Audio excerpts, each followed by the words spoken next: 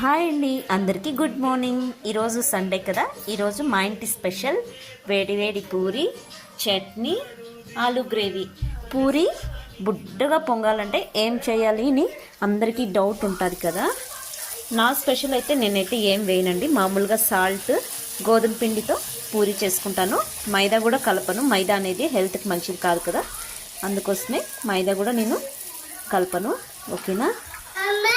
కొంతమంది అయితే చక్కెర కలుపుతుంటారు కదా పూరీలు క్రిస్పీగా బుడ్డగా రావాలని. నేనైతే ఏమీ కలపను. ఓకేనా అండి.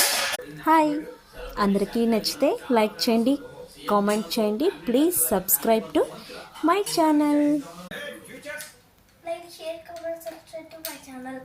బాగుందా? బాగాలేదా? ఏం నా కొడుకురా చెప్పరా.